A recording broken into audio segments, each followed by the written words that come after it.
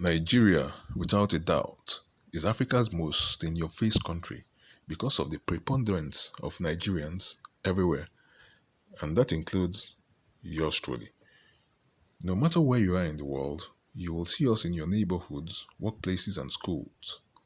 If not, then you'll either watch us in movies and sports, starring such people like Chiwetel Ejiofor, Genevieve, Omotola, Pete Edochie, and our boxing hero, Anthony Joshua. Or you'll listen to our music through Fela Anikulapo Kuti, Wizkid, Davido, Burna Boy, Yemi Alade, and Tiwa Savage. But that's if you've not already read our authors Chimamanda Adichie, Wole Soyinka, and Chinua Achebe. Sometimes you may even catch us on a spending spree, because that's something we're also very good at. After all, the richest black man this past 10 years has remained this Nigerian. So, we're not shy of international celebrities and achievers. However, the major reason for these feats is numbers. Nigeria, with a population of over 205 million people, is Africa's most populous country, which means that 1/6 of every African is actually Nigerian. Now, these 205 million Nigerians are from 371 ethnic groups or tribes, each with its own unique culture, traditions, and language or languages.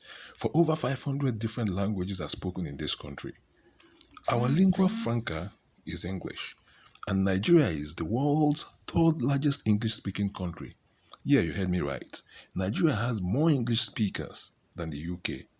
So just stop being shocked when you hear us speak it. However, the most widely used language of communication remains Pidgin English. That's why in any gathering of Nigerians, no matter the place, you'll definitely hear slangs like "how far" or "waiting to happen," which both mean "what's up" or "what's going on" or "how are you doing." But three indigenous languages spoken by the three major tribes stand out. And these three major tribes of peoples who have been living in distrust of one another forever and whose political shenanigans in the country have cost the country a lot, including a civil war, which I'll soon get to, constitute 2/3 of Nigeria's total population. Now, who are they and where will you find them in Nigeria? But before I delve into that, first, my name is Ubio Anozie and welcome to my channel. If you like informative and educative narratives about Africa and Africans, both in the motherland and the diaspora, please subscribe now and remember to like, share, comment, and hit that notification bell to be updated once I upload my videos. Thank you. So, the first of these three major ethnic groups are the Hausas, who are the largest ethnic group and constitute about 25% of the population. They speak Hausa, live in the north of the country, and dominate the political landscape of the country. They are predominantly Muslims and are known for cattle rearing and farming.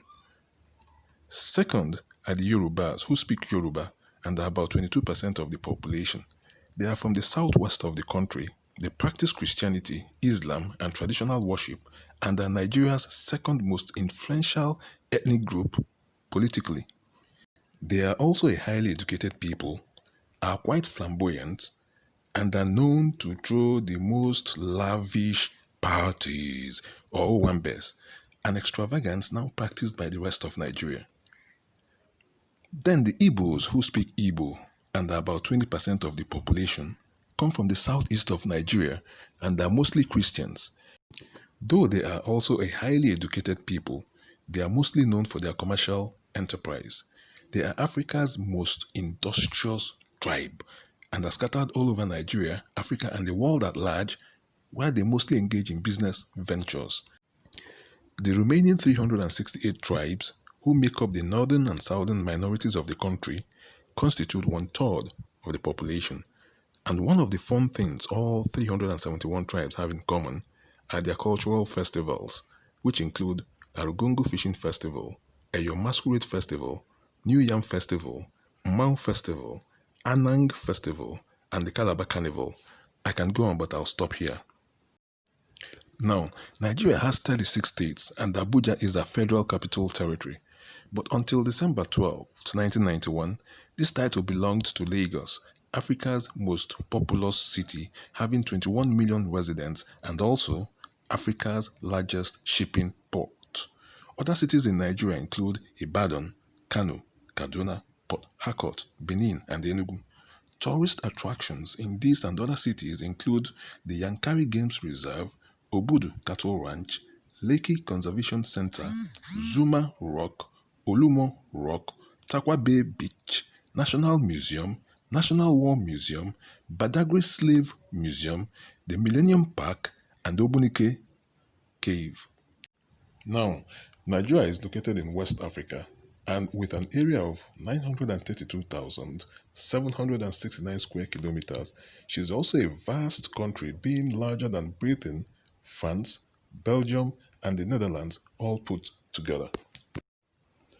She shares her borders in the west with the Benin Republic and in the east with Chad and Cameroon. Niger borders her in the north.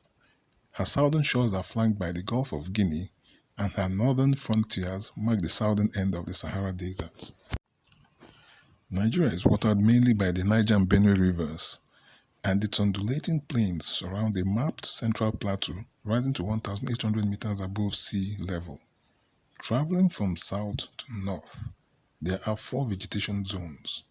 At the southern extreme is the mangrove coastal zone that borders the Atlantic Ocean, then the evergreen forest belt, through the savanna belt, and into the Sahel at the northern extreme.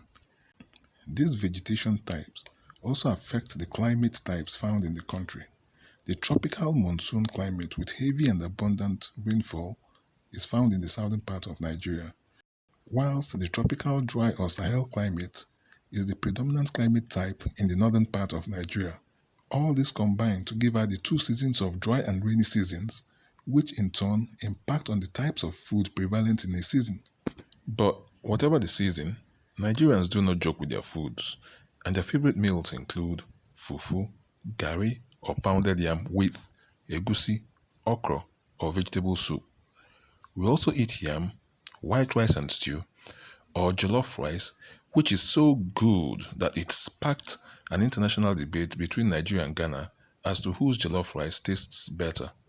Okay, let me see now. Of course, Nigeria's jollof rice is the best in the world, and I say this without prejudice. But if you think differently, leave a comment below, and if you agree, leave a comment below. Favorite Nigerian snacks include suya, isiewu, grilled fish, meat pie, sausage rolls, and puff-puff. Modern Nigeria, however, has but a short history. The name Nigeria, which is from her longest river, the River Niger, and which means Niger area, was given to her in 1914 by the amalgamation of a number of African states into one large territory under a single administration.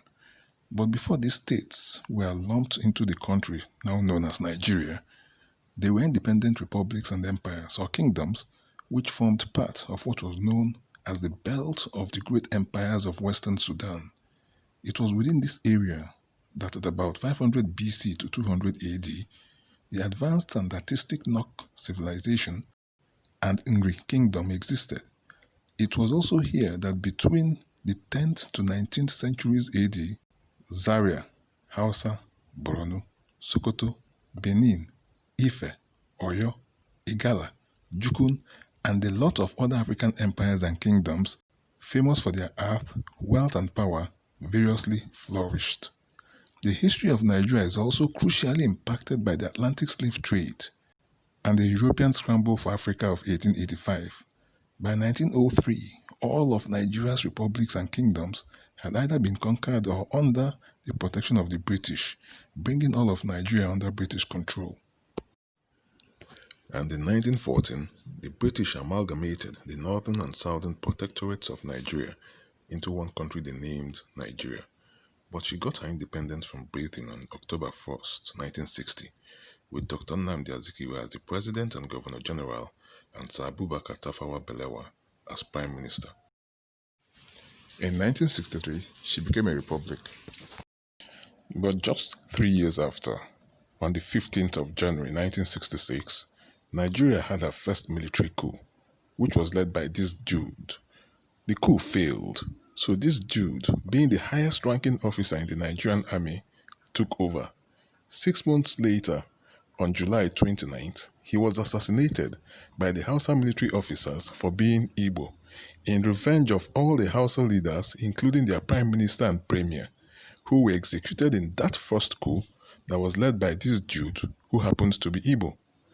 So this nothing dude took over, and the Hausas, not satisfied with the vengeful execution of Igbo officers, metamorphosed their attacks into a genocide of all Igbos in northern Nigeria, and by 1967, the Igbos who are still being massacred in northern Nigeria fled to eastern Nigeria, their ancestral home, and broke away from Nigeria under the leadership of this dude, who on May 30th, 1967, declared the Republic of Biafra as their country.